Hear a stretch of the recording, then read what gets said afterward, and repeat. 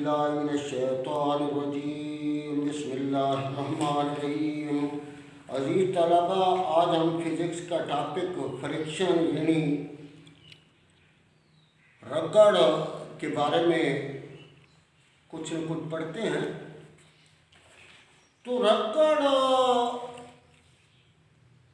ہر دو اجسام میں جو ہے وہ موجود ہوتی ہے۔ تو مثلاً ہم زمین پر چلتے ہیں تو ہمارے اور زمین کے درمیان اگر رگڑ ہے تو ہم چل سکتے ہیں، ورنہ ہم نہیں چل سکتے۔ اسی طرح جب ہم ایک کیل کو دیوار میں ٹھونستے ہیں تو اس وقت بھی رگڑ کا ہونا جو ہے وہ ضروری ہے، وگرنہ جو ہے وہ کیل جو ہے وہ دیوار میں کھڑا نہیں ہوگا۔ اسی طرح جو ہے جب درخت جو لگاتے ہیں ہم، اس میں بھی درخت اور زمین میں بھی رگڑ کا موجود ہونا ضروری ہے، وگرنہ درخت جو ہے وہ توازن کے حالت میں کھڑا بھی نہیں ہو سکتا۔ تو بہرحال کہنے کا مقصد یہ ہے کہ جب یہ ہوائی جہاز جو ہے وہ آسمان پر چلتے ہیں تو وہاں بھی رگڑ موجود ہوتی ہے۔ اگر رگڑ نہ ہو تو وہ پھر وہ موڑ بھی نہیں کاٹ سکتے، وہ تو گر جائیں گے، پھسل جائیں گے۔ اسی طرح جو ہے وہ پرندے جو ہیں وہ ہوا میں جب اڑتے ہیں تو وہ وہاں بھی رگڑ موجود ہوتی ہے۔ رگڑ اگر موجود نہ ہو تو وہ پرندے ہوا میں اڑ بھی نہیں سکتے۔ تو مچھلیاں جو ہیں وہ پانی میں چلتی ہیں، کشتیاں پانی میں چلتی ہیں۔ رگڑ موجود ہے تو کشتیاں جو ہے وہ پانی کی سطح پر جو ہے وہ چل سکتی ہیں، مگر وہ تو پھسل جائیں گی۔ تو بہرحال رگڑ جو ہے وہ اسی طرح جب ہم سائیکل چلاتے ہیں یا کار وغیرہ چلاتے ہیں تو ہمیں چلتی ہوئی گاڑی کو روکنا پڑتا ہے، تو اس وقت ہم کیا کرتے ہیں، بریک لگاتے ہیں اور وہ رگڑ کا باعث بنتے ہیں۔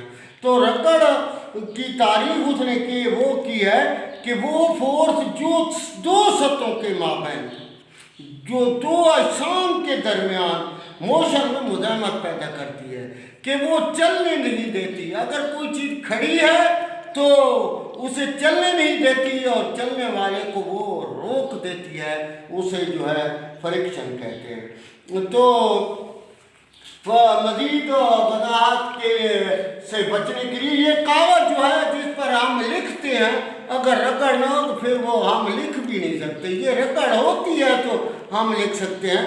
تو بہرحال جو ہے آپ نے یہ یاد رکھنا ہے کہ رگڑ جو ہے تقریباً دو اجسام جن میں جن کا ملاپ ہوگا وہاں رگڑ کا ہونا جو ہے وہ بہت ضروری ہے۔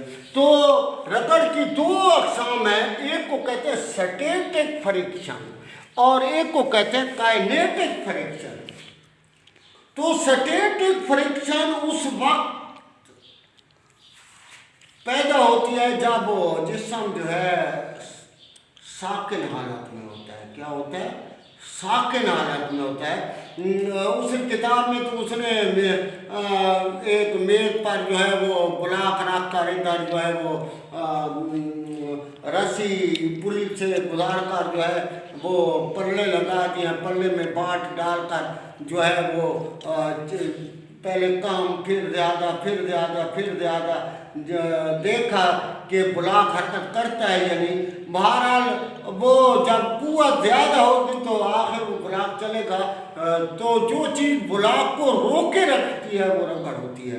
تو بہرحال جو سٹیٹک فریکشن ہوتی ہے، یہ آپ کسی چیز کو اس طرح سے کھینچیں، پھر اس سے زیادہ چلنے سے پہلے جو ہے، حرکت کرنے سے پہلے جو رگڑ کی مقدار ہوگی اسے جو ہے وہ سٹیٹک فریکشن کہتے ہیں، یا آج کل تو اس کو انتہائی فریکشن، لمیٹنگ فریکشن بھی کہتے ہیں، اور اسے ایف ایس سے ظاہر کرتے ہیں۔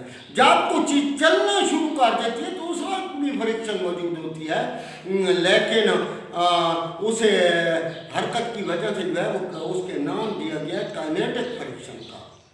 آپ دیکھیں ایک ساتھی کو کھڑا ہے یا کوئی چیز کھڑی ہے، ساتھی کی مثال لے لیتے ہیں کہ وہ اسے جو ہے وہ آپ करते हैं और वो पीछे हटने की कोशिश करता है, तो गोया ये भी एक फ्रिक्शन है। लेकिन अगर आप जो है वो उसके बालों से पकड़कर उसे आगे खींचे तो वो मजबूर होकर चलना शुरू कर देगा। तो ऐसी सूरत में मैं कहूँगा कि आप जो है वो काइनेटिक फ्रिक्शन पैदा हो गई है। वो चाहता तो आप भी है कि मैं पीछे हटूँ, लेकिन उसे जो है हरकत मजबूर कर दिया गया। तो जब वो कोई जिस्म चलता है तो उस वक्त काइनेटिक फ्रिक्शन होती है, और काइनेटिक फ्रिक्शन को की ज़्यादा से ज़्यादा कीमत को Fs कहते हैं। और ये Fs इसके लिए ये याद रखें, ये एक मेज़ है, इस पर मैंने ब्लॉक रख दिया है, वज़न नीचे अमल करता है और ये जो है तख्ता जो है वो ऊपर की तरफ जो है अपनी कुव्वत लगा रहा है। तो ये जिसे रिएक्शन से ज़ाहिर कर दिया गया है, तो मैंने ये लिख दिया कि रद्द अमल आर की कीमत बतदरीज बढ़ाने से इंतहाई रगड़, जैसे स्टैटिक फ्रिक्शन कहते थे कि उसकी ये कीमत बढ़ती जाती है, यानी आर और Fs रास्त तनासब होते हैं। ये अलामत रास्त तनासब की है। किताब पर उसने जल्दी से जो है वो मेव की कीमत निकाल दिया, लेकिन असल में ये है कि Fs और आर क्या है, रास्त तनासब, और Fs बराबर है म्यू आर के। तो आर और ये W एक दूसरे के असर को क्या कर देते हैं, ज़ाहिर, तो ये दोनों बराबर होते हैं, तो आर बराबर होता है W के। यही कीमत आर की जगह दर्ज करने से Fs बराबर है म्यू W के। Fs बराबर है W किसके बराबर होता है, mg के। Fs बराबर है म्यू mg। तो अजीज तलबा, तो जब न्यूमेरिकल हल करेंगे तो या ये मसावात लगेगी या ये मसावात लगेगी। इसको मेव को रगड़ का म्यार भी कहते हैं, अंग्रेजी में से कोएफिशिएंट ऑफ फ्रिक्शन कहते हैं। इसका कोई यूनिट नहीं होता, ये दो सतहों के दरमियान एक निस्बत होती है। तो ये एक मिसाल है कि वज़न जो है वो मेज पर रखा हुआ है। अब मेज पर रखा हुआ है तो वज़न और ये मेज के तख्ते के दरमियान जो है रगड़ का म्यार जिसे कि हम कह रहे हैं मेव, उसकी कीमत 0.4 है। तो बताइए कि वो उसको हरकत देने के लिए कितनी कुव्वत दरकार होगी। तो मैंने ये लिख दिया है Fs बराबर म्यू W के, और ये 0.4 जब 25 Fs बराबर है ये 25 चौक 100 एक सिफर कट जाएगी और 10 आ जाएगा, और फोर्स का यूनिट न्यूटन है। किताब में उसने लिखा है कि एक 5 किलोग्राम का जिस्म जो है वो मेज पर पड़ा हुआ है। अगर मेज और जिस्म के दरमियान जो है वो रगड़ के म्यार या कोएफिशिएंट ऑफ फ्रिक्शन की कीमत 0.6 हो, तो बताइए उस पर कितनी कुव्वत लगानी पड़ेगी। तो मैंने वही कुरिया लिखा है Fs बराबर म्यू W के। Fs बराबर है U mg। W किसके बराबर होता है, mg के। Fs बराबर है ये म्यू की कीमत 0.6, m की कीमत ये 5 और g की कीमत 10। तो ये 6/10 के साथ काट जाएगा, तो ये Fs बराबर हो जाएगा 30 के, और यूनिट न्यूटन होता है।